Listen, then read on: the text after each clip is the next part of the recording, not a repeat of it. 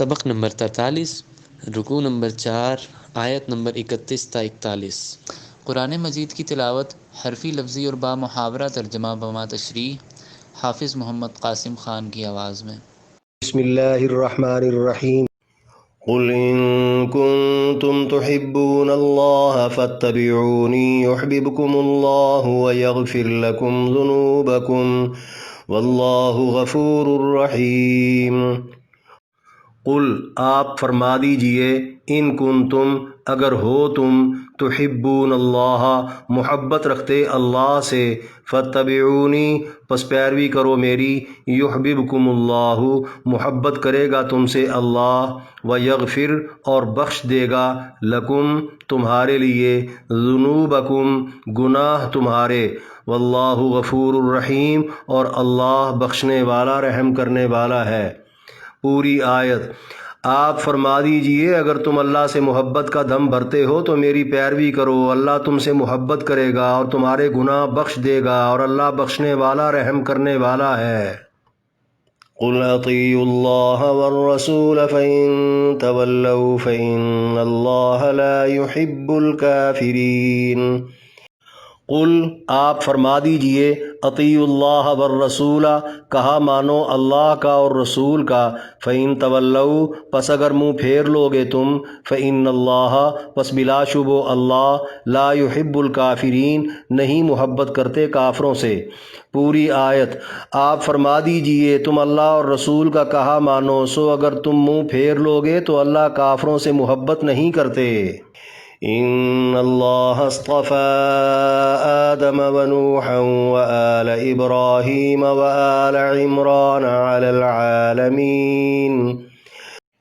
ان اللہ بلا شبہ اللہ نے اصطفیٰ چن لیا ہے، آدم و نوحاً حضرت آدم اور حضرت نوح کو، وآل ابراہیم اور حضرت ابراہیم کی آل کو، وآل عمران اور حضرت عمران کی آل کو، علی العالمین تمام جہانوں پر۔ پوری آیت۔ بلا شبہ اللہ نے آدم اور نوح علیہم السلام کو چن لیا ہے، اور ابراہیم اور عمران علیہم السلام کی اولادوں کو بھی جہان کے تمام لوگوں پر۔ ذریۃ بعضها من بعض واللہ سمیع علیم۔ ذریۃ ایک نسل، بعضها بعض اس کا، من بعض بعض کے ساتھ ہے، واللہ سمیع علیم اور اللہ سننے اور جاننے والا ہے۔ پوری آیت۔ ایک پوری نسل ہے، باہم ایک دوسرے کی صلب میں سے، اور اللہ سننے اور جاننے والا ہے۔ اذ قالت امرأة عمران رب انی نذرت لك ما في بطنی محررا فتقبل منی انك انت السمیع العلیم۔ اذ قالت جب کہا، امرأۃ عمران حضرت عمران کی عورت نے، ربی انی میرے رب بے شک میں نے، نذرت نظر کر دیا ہے، لکا تیرے لیے، ما وہ جو، فی بطنی میرے شکم میں ہے، محررن آزاد کردہ، فتقبل پس تو قبول فرما، منی میری طرف سے، انکا انتا بے شک تو ہی تو، السمیع العلیم سننے جاننے والا ہے۔ پوری آیت۔ جب حضرت عمران کی عورت نے کہا، میرے رب بے شک میں نے اپنا ہونے والا بچہ ہر کام سے آزاد کر کے تیری نظر کر دیا ہے، تو مجھ سے قبول فرما، بے شک تو ہی تو سننے جاننے والا ہے۔ فلما وضعتها قالت رب انی وضعتها انثى واللہ اعلم بما وضعت وليس الذكر كالأنثى وإني سميتها مريم وإني أعيذها بك وذريتها من الشيطان الرجيم۔ فلما پس جب، وضعتها جنم دیا اس نے اس کو، قالت بولیں، ربی انی وضعتها اے میرے رب بے شک میں نے جنم دیا اس کو، انثیٰ لڑکی، واللہ اعلم اور اللہ جانتا ہے، بما وضعت اس کو جو اس نے جنم دیا، ولیس الذکر اور نہیں ہے لڑکا، کالانثی مثل لڑکی کے، وانی سمیتھا مریم اور بے شک میں نے نام رکھا اس کا مریم، وانی اعیدھا اور بے شک میں پناہ میں دیتی ہوں اس کو، بکا تیری، وذریتہا اور اس کی اولاد کو، من الشیطان الرجیم شیطان مردود سے۔ پوری آیت۔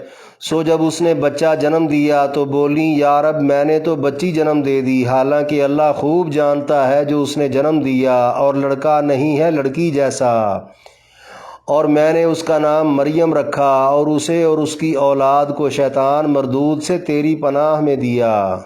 فتقبلها ربها بقبول حسن وأنبتها نباتا حسنا وكفلها زكريا كلما دخل عليها زكريا المحراب وجد عندها رزقا قال يا مريم أنى لك هذا قالت هو من عند الله إن الله يرزق من يشاء بغير حساب۔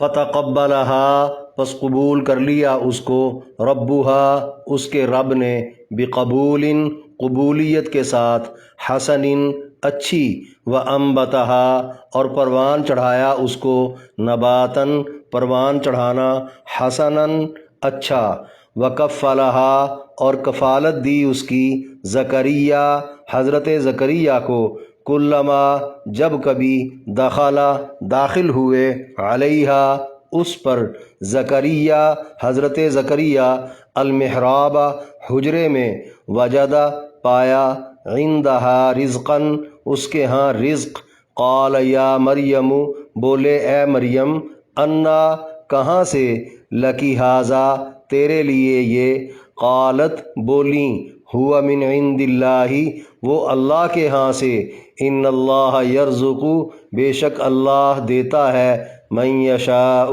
جس کو چاہتا ہے، بغیر حساب بغیر حساب کے۔ پوری آیت۔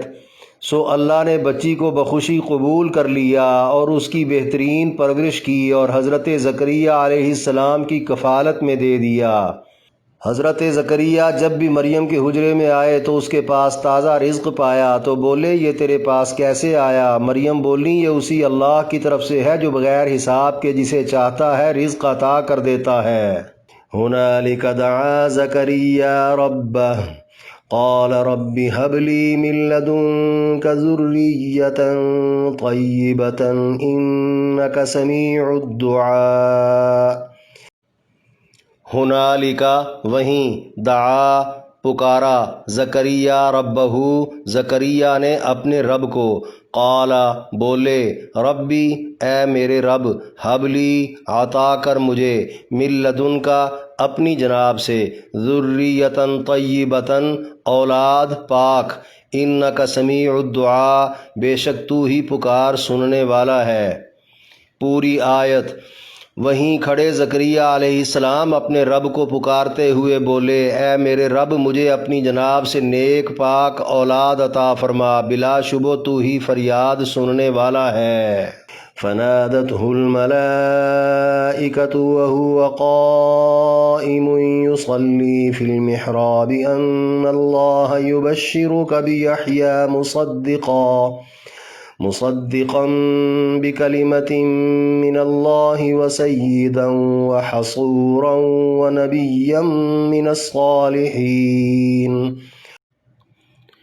فنادتہ پس آواز دی ان کو، الملائکۃ فرشتوں نے، وہو قائم اور وہ کھڑے تھے، یصلی عبادت کرتے، فی المحراب حجرے میں، ان اللہ یبشرک یہ کہ اللہ خوشخبری دے رہا ہے آپ کو، بیحییٰ بیٹے یحییٰ کی، مصدقاً تصدیق کرنے والا، بکلمۃ من اللہ اللہ کے کلمہ کلام کی، وسیداً اور رتبہ پانے والا، وحصوراً اور عورتوں سے دور رہنے والا، ونبیا من الصالحین اور نبی نیکوکاروں میں سے۔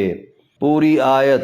زکریہ علیہ السلام ابھی کھڑے عبادت کر ہی رہے تھے کہ فرشتوں نے آواز دے دی یہ کہ اللہ آپ کو یحییٰ نامی بیٹے کی خوشخبری دے رہا ہے جو کلمہ کلام کی تصدیق کرنے والا، رتبہ پانے والا، عورتوں سے دور رہنے والا اور نیکوکاروں میں سے نبوت پانے والا ہوگا۔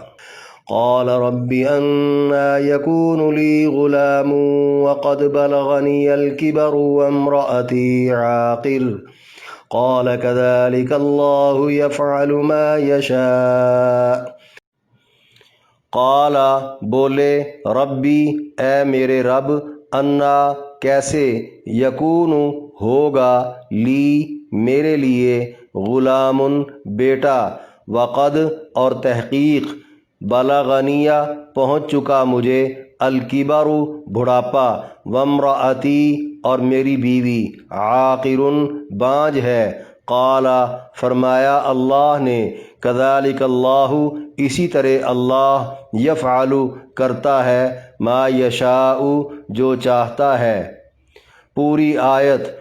زکریہ علیہ السلام بولے یا رب میرے ہاں بیٹا کیسے ہوگا جب کہ مجھ پر بڑھاپا طاری ہے اور میری بیوی بانجھ ہو چکی ہے۔ اللہ نے فرمایا اسی طرح اللہ جو چاہتا ہے کر دیتا ہے۔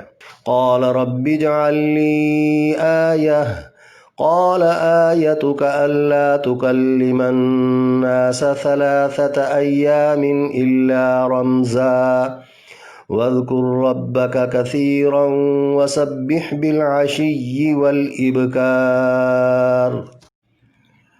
قال بولے ربی اے میرے رب، اجعل بنا دے، لی میرے لیے، آیتن کوئی نشانی، قال فرمایا اللہ نے، آیتو کا نشانی آپ کی، اللہ تکلم یہ کہ نہیں بات کر پائیں گے آپ، الناسا لوگوں سے، ثلاثۃ ایام 3 دن، الا رمزن مگر اشارے سے، واذکر اور یاد کرنا، ربکا اپنے رب کو، کثیرن کثرت سے، وسبح اور تسبیح کرنا، بالعشی رات کے وقت، والابکار اور دن کے وقت۔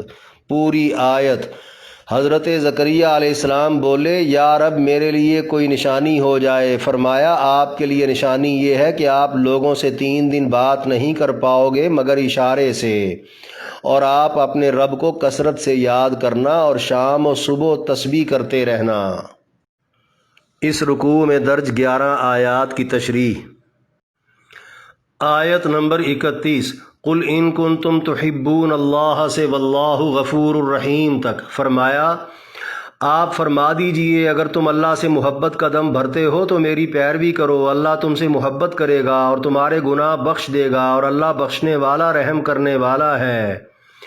یعنی رب تعالیٰ سے محبت کے دعوے کی دلیل فقط نبی علیہ السلام کی پیروی ہے۔ یہاں یہ بات خوب واضح ہو گئی۔ دور جدید کے نام نہاد بعض دانشور جو صرف قرآن پر عمل کو ہی کافی سمجھتے ہیں اور نبی علیہ السلام کے قول و فعل اور پسند ناپسند کو یعنی سنت رسول کو دین ماننے سے انکاری ہیں، وہ اس آیت کی روح سے سراسر غلط ہیں، کیونکہ آیت میں نبی علیہ السلام کی کامل پیروی کو رب تعالیٰ نے اپنی رضامندی اور دوستی کی لازمی شرط قرار دے دیا ہے۔ بحوالہ مسند احمد، ترمذی، ابو داود، ابن حبان، بروایت حضرت ابو رافع و دیگر رضی اللہ عنہم، نبی علیہ السلام نے فرمایا میں ہرگز نہ پاؤں تم میں سے کسی ایک کو جو اپنے تکیے سے ٹیک لگائے ہوئے ہو، یہ کبر کی علامت ہے، اس کے پاس میرے حکموں میں سے کوئی حکم آئے جس کا میں نے حکم دیا ہو یا جس سے میں نے روکا ہو، اور وہ یہ کہے کہ ہم اسے کچھ نہیں جانتے، ہم تو صرف اسی پر عمل کریں گے جو ہم اللہ کی کتاب قرآن میں پائیں گے۔ ایک اور جگہ ارشاد فرمایا جس کسی نے ہمارے طریقے میں نئی بات ایجاد کی وہ مردود ہے۔ احادیث میں مذکور ہے نجران کے عیسائیوں کا کہنا تھا کہ وہ اللہ کی محبت میں عیسیٰ علیہ السلام کو خدا کا بیٹا مانتے ہیں۔ یہودیوں کا ایک گروہ کہتا کہ اللہ کی قسم ہم ہی وہ لوگ ہیں جو اللہ سے اور اللہ ہم سے محبت کرتے ہیں۔ مشرکین مکہ نے بھی کہہ دیا جن کا ہم طواف کرتے ہیں یہ محض بت نہیں بلکہ اولیاء انبیاء کی شبیہیں اور مورتیاں ہیں۔ ہم ان کی خوشامد اللہ سے محبت کے سبب کرتے ہیں تاکہ یہ ہمیں اللہ کے قریب کر دیں۔ ان سب باتوں کے جواب میں یہ آیت نازل ہوئی اور بتا دیا اگر تم واقعی اللہ سے محبت رکھتے ہو تو اللہ کے نبی کی پیروی کرو۔ بحوالہ مسند احمد بروایت حضرت جابر رضی اللہ عنہ نبی علیہ السلام نے فرمایا اگر موسیٰ علیہ السلام آج تمہارے سامنے ہوتے تو ان کے لیے بھی میری پیروی کے علاوہ کوئی امر جائز نہ ہوتا۔ بحوالہ بخاری بروایت ابو ہریرہ رضی اللہ عنہ نبی علیہ السلام نے فرمایا میری امت کی اس وقت کیا شان ہوگی جب عیسیٰ ابن مریم آسمان سے اتریں گے اور نماز کا امام میری امت میں سے ہوگا۔ خلاصہ کلام، یہ زمانہ اللہ کے آخری پیغمبر کا ہے۔ اب تا قیامت صرف آپ ہی کی پیروی قابل قبول ہوگی۔ جب سچے نبیوں کی سچی کتابیں اور شریعتیں منسوخ اور ناقابل عمل ہو سکتی ہیں تو ملکی اور عالمی حکمرانوں کے دین مخالف قوانین اور ضابطے کیوں مسترد نہیں ہو سکتے؟ جہاں حضرت موسیٰ اور حضرت عیسیٰ علیہم السلام جیسے برگزیدہ پیغمبروں کے لیے بھی آخری پیغمبر کا پیروکار بننا ناگزیر ہو، وہاں اس امت کے پیروں، مولویوں، ذاکروں اور مذہبی ترجمانوں کے لیے بھی ضروری ہے کہ وہ آئے روز من گھڑت طریقے ایجاد کر کے دین کی نت نئی شکلیں بنا کر امت کو تقسیم کرنے کی بجائے جو کام نبی علیہ السلام سے جب جب کرنا، جتنا جتنا کرنا، جہاں جہاں کرنا اور جیسے جیسے کرنا ثابت ہو، یا پھر جو کام نہ کیا ہو اور اصحاب رسول نے جو اپنایا ہو اور جو نہ اپنایا ہو خود بھی اس کے پابند رہیں اور امت کو بھی اسی کا پابند بنائیں، کیونکہ اللہ کو سوائے اپنے پیغمبر کی اداؤں کے کسی کا بھی طور طریقہ پسند نہیں کہ اللہ اسے اپنا محبوب مان کر اس سے محبت کرنے لگے، بلکہ ایسا مردود شخص تو آخری نبی کے منصب پر آنے کی ناپاک جسارت کا مرتکب ہے جو اللہ کو گوارا ہی نہیں۔ آیت نمبر 32 قل اطیعوا اللہ والرسول فإن تولوا فإن اللہ لا يحب الکافرین۔ فرمایا آپ فرما دیجئے تم اللہ اور رسول کا کہا مانو، سو اگر تم منہ پھیر لوگے تو اللہ کافروں سے محبت نہیں کرتا۔ یعنی پچھلی آیت میں اتباع کا حکم تھا، اس آیت میں اطاعت کا حکم ہے۔ اطاعت کا معنی کہا ماننے کے ہیں۔ اطاعت اللہ رسول دونوں کی کرنا ہوگی، چونکہ فرامین کا اجراء اللہ کی طرف سے قرآن کی شکل میں ہے جس کو وحی مطلوب یعنی تلاوت کی جانے والی وحی کہا جاتا ہے، اور رسول کی طرف سے اجراء حدیث کی شکل میں ہے جس کو وحی غیر مطلوب یعنی تلاوت نہ کی جانے والی وحی کہا جاتا ہے۔ البتہ اتباع یعنی پیروی صرف رسول کی ہی ممکن ہے، اللہ کی نہیں، کیونکہ پیروی طرز عمل اور نقش قدم کی ہوتی ہے جس کا مشاہدہ ضروری ہے، اس کا تعلق نبی کی ذات سے ہے، خدا کی ذات سے نہیں۔ خلاصہ یہ ہوا اللہ کے ساتھ اس کے پیغمبر کا کہا ماننا بھی دین ہے، بلکہ نبی کا کہا ماننا عین اللہ کا کہا ماننا ہے، اور پیغمبر نے جو جو کام کیا اور کر کے دکھایا وہ بھی دین ہے، بلکہ جو جو نہیں کیا وہ نہ کرنا بھی دین ہے، جیسے عیدین سے پہلے اذان نہ دینا، اگرچہ منع کہیں نہیں لکھا پھر بھی نہیں دی جائے گی۔ یہ کہنا درست نہ ہوگا کہ چونکہ منع نہیں کیا گیا لہٰذا دینے میں کوئی حرج نہیں۔ نبی کی پیروی سے انکار نہ صرف اللہ کی محبت سے محرومی ہے بلکہ کفر ہے۔ آیت نمبر 33 ان اللہ اصطفیٰ آدم ونوحا وآل ابراہیم وآل عمران علی العالمین۔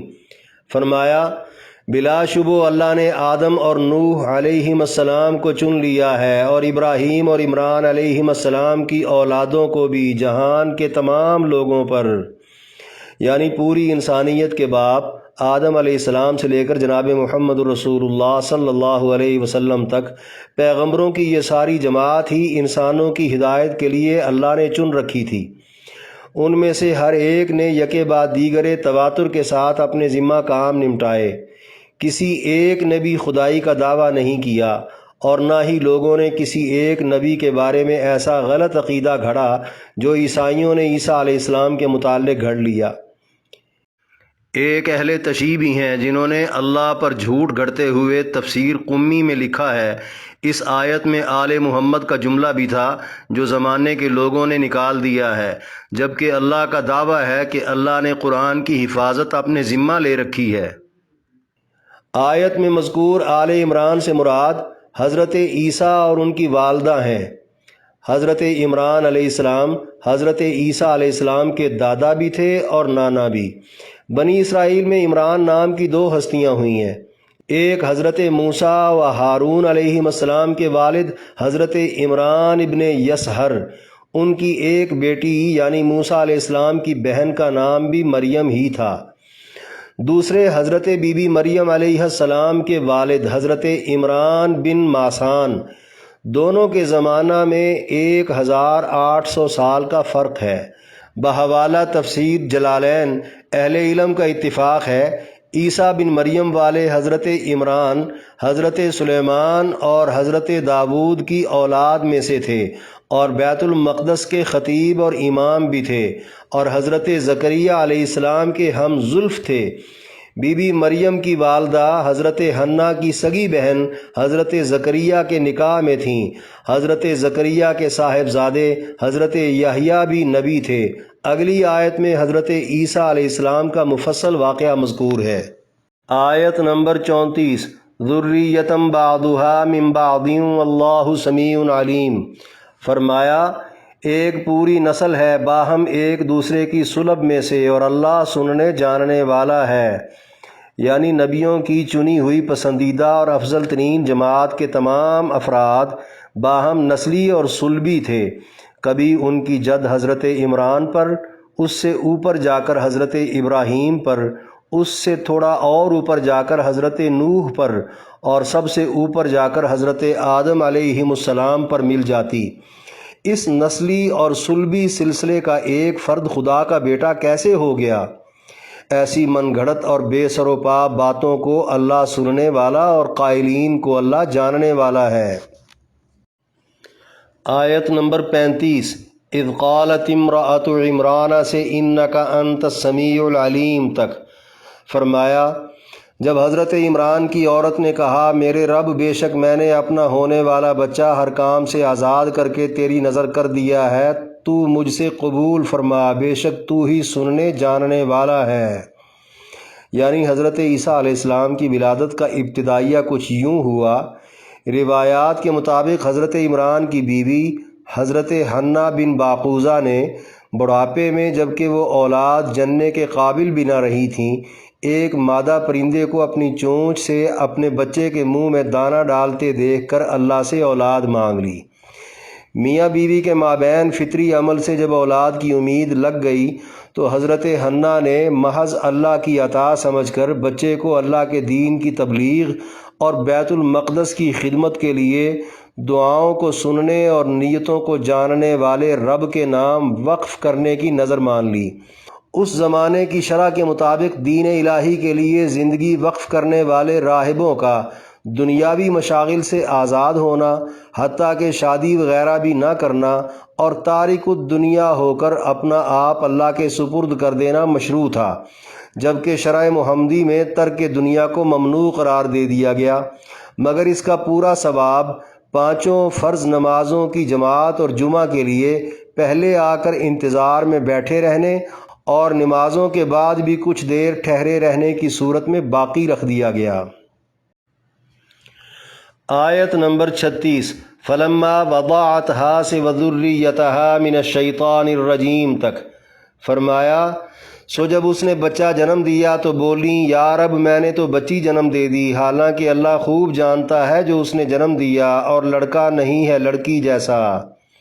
یعنی بمطابق نظر لڑکے کی بجائے لڑکی پیدا ہونے پر بی بی حنا کو تعجب سا ہوا کہ وہ سارے مردانہ دینی مذہبی کام جو نظر مانتے وقت سوچے گئے تھے ایک عورت کیسے کر پائے گی۔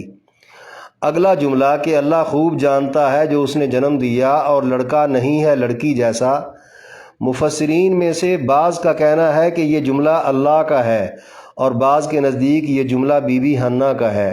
اگر اللہ کا مراد لیا جائے تو اس کا مطلب ہوگا اللہ کو کیا بتانا، اللہ کو تو پتہ ہے، ماں نے اگرچہ لڑکا تصور کر کے نظر مانی تھی، مگر اللہ کے ہاں اس لڑکی جیسا کوئی لڑکا نہیں، کیونکہ یہ لڑکی اتنی افضل شمار ہوگی کہ اس کے ہاں بغیر باپ کے پیدا ہونے والا بچہ اللہ کی قدرت کا کرشمہ اور بچپن ہی میں اپنی ماں کے شرف کا گواہ بنے گا۔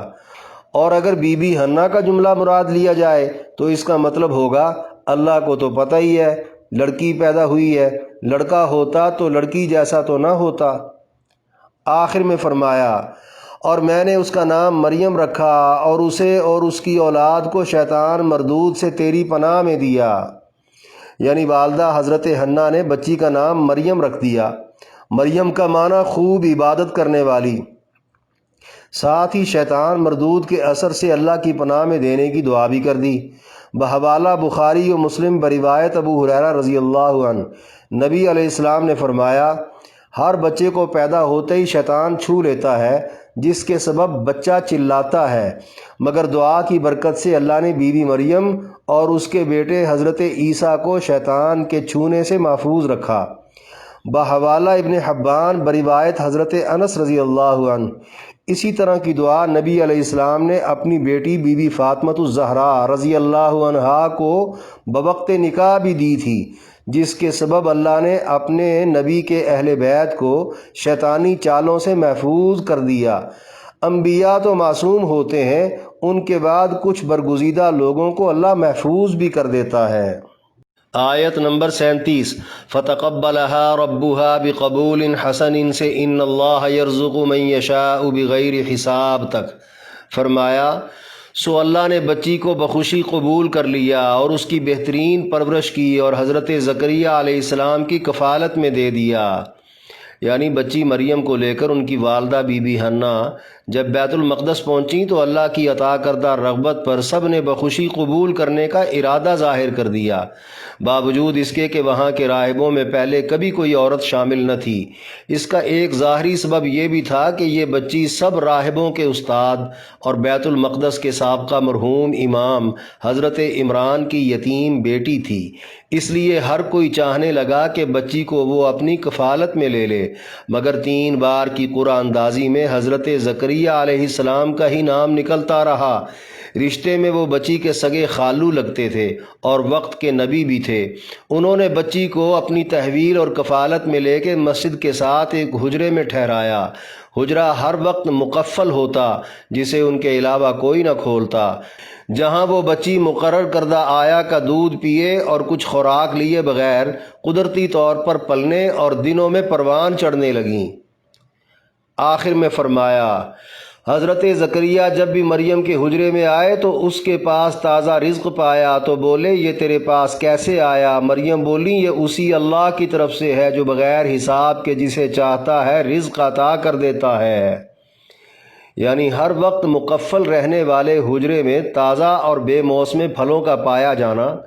حضرت زکریا کو یہ تو یقین تھا ہی کہ اللہ کچھ بھی کر سکتا ہے، مگر وہ اس کا جواب بچی کی زبانی سننا چاہتے تھے، سو بچی نے بھی اللہ کا نام لے دیا اور ساتھ ہی حضرت زکریا کی صحبت میں رہ کر سیکھے ہوئے عقیدے کو بھی دہرا دیا کہ اللہ ہی جسے چاہتا ہے بغیر حساب کے رزق دیتا ہے۔ آیت نمبر 38 ہنالک دعا زکریا ربہ سے انک سمیع الدعاء تک فرمایا وہیں کھڑے زکریا علیہ السلام اپنے رب کو پکارتے ہوئے بولے اے میرے رب مجھے اپنی جناب سے نیک پاک اولاد عطا فرما، بلا شبہ تو ہی فریاد سننے والا ہے۔ یعنی حضرت زکریا علیہ السلام جو اپنے بڑھاپے اور بیوی کے بانجھ پن کے سبب حصول اولاد کی دعا میں نرم پڑ گئے تھے، بچی کے پاس بے موسم پھل پڑے دیکھ کر ایمانی جوش میں آ گئے اور اولاد کے لیے دعا کر دی۔ فریاد سننے اور اولاد دینے والا عقیدہ پہلے بھی صرف اللہ پر تھا، اب بھی اللہ پر ہی ہے۔ آیت نمبر 39 فنادتہ الملائکۃ سے وسیدا وحصورا ونبیا من الصالحین تک فرمایا زکریا علیہ السلام ابھی کھڑے عبادت کر ہی رہے تھے کہ فرشتوں نے آواز دے دی یہ کہ اللہ آپ کو یحییٰ نامی بیٹے کی خوشخبری دے رہا ہے جو کلمہ کلام کی تصدیق کرنے والا، رتبہ پانے والا، عورتوں سے دور رہنے والا اور نیکوکاروں میں سے نبوت پانے والا ہوگا۔ یعنی اللہ نے حضرت زکریا کی فریاد سن کر قبول بھی فرما لی۔ دنیا سمجھتی ہے اسباب ہوں تو سب کچھ ممکن ہے، مگر یہاں اسباب کے بغیر اللہ کا حکم کام کر رہا ہے۔ بتایا جا رہا ہے ظاہری اسباب حضرت عیسیٰ کی طرح یہاں بھی معدوم ہی تھے۔ حضرت زکریا علیہ السلام نے مانگا تو صرف نیک پاک بیٹا تھا، مگر اللہ نے دیگر خوبیوں سمیت پیدائشی نبی بنا کر بیٹا عطا فرما دیا۔ کلمہ سے مراد عیسیٰ علیہ السلام بھی ہو سکتے ہیں، کیونکہ قرآن مجید میں عیسیٰ علیہ السلام کو کلمۃ اللہ کہا گیا، جو اللہ کے کلمہ کن کہنے سے بغیر باپ کے پیدا ہونے والے تھے، جن کے نبی اور خدا کا بندہ ہونے کی تصدیق یحییٰ علیہ السلام نے کرنا تھی۔ اور کلمہ سے مراد اللہ کا کلام اور اس کے جملہ احکام بھی ہو سکتے ہیں، جو تب تک تورات کی صورت میں موجود تھے یا انجیل کی صورت میں نازل ہونے والے تھے۔ بیٹا سید بھی ہوگا، یعنی سب کے ہاں واجب الاحترام والمقام سمجھا جائے گا، اور بیٹا عورتوں سے کنارہ کش بھی رہے گا، حتیٰ کہ شادی کی طرف راغب بھی نہ ہوگا۔ اس زمانے اور شریعت میں ممکن ہے عند اللہ یہ خوبی شمار ہوتی ہو، یا پھر یہ صرف حضرت یحییٰ علیہ السلام کی خصوصیت ہو، ورنہ ہر نبی شادی شدہ تھا، مگر شرع محمدی میں نکاح کرنے کو ہی نبی علیہ السلام کی سنت محبوبہ قرار دیا گیا۔ بلا عذر نکاح نہ کرنے والے کے لیے سخت وعید ہے۔ ہاں، غیر عورتوں کی طرف رغبت آج بھی جرم اور گناہ ہے۔ آیت نمبر 40، قال ربی انا یکون لی غلام سے قال کذالک اللہ یفعل ما یشاء تک، فرمایا زکریا علیہ السلام بولے، یا رب میرے ہاں بیٹا کیسے ہوگا جب کہ مجھ پر بڑھاپا طاری ہے اور میری بیوی بانجھ ہو چکی ہے؟ اللہ نے فرمایا اسی طرح اللہ جو چاہتا ہے کر دیتا ہے، یعنی بغیر ظاہری اسباب و ناممکنات کے اللہ کے لیے کچھ بھی کر دینا مشکل نہیں۔ انسان کو اللہ نے اسباب کا مکلف بنایا ہے، مگر انسان کو یہ زیب نہیں دیتا کہ وہ اللہ کو اپنے اوپر ہی قیاس کرتا پھرے، جیسے عیسائی لوگ اللہ کو عیسیٰ علیہ السلام کی پیدائش کے بارے بندوں پر قیاس کر رہے ہیں۔ آیت نمبر 41، قال رب اجعل لی آیۃ سے وسبح بالعشی والابکار تک، فرمایا حضرت زکریا علیہ السلام بولے، یا رب میرے لیے کوئی نشانی ہو جائے۔ فرمایا آپ کے لیے نشانی یہ ہے کہ آپ لوگوں سے 3 دن بات نہیں کر پاؤ گے مگر اشارے سے، اور آپ اپنے رب کو کثرت سے یاد کرنا اور شام و صبح تسبیح کرتے رہنا، یعنی ہاتھ، سر اور آنکھوں کے اشاروں سے تو آپ کسی کو اپنی بات سمجھا پائیں گے مگر زبان سے بول کر نہیں۔ ہاں البتہ اللہ کے ذکر و تسبیح میں کوئی رکاوٹ نہ ہوگی۔ مفسرین کرام نے نشانی مانگنے کی متعدد وجوہات لکھی ہیں، من جملہ ان کے یہ ایک انتہائی خوش کن خبر تھی جس نے زکریا علیہ السلام کو بے حد مسرور کر دیا۔ آپ اس خوشی کو ہر لحاظ سے جلد محسوس کرنا چاہتے تھے، چنانچہ بیوی کے حاملہ ہوتے ہی آپ کی زبان مبارک ساکت سی ہو گئی اور آپ شکر بجا لاتے ہوئے اللہ کے ذکر و تسبیح میں مشغول ہو گئے۔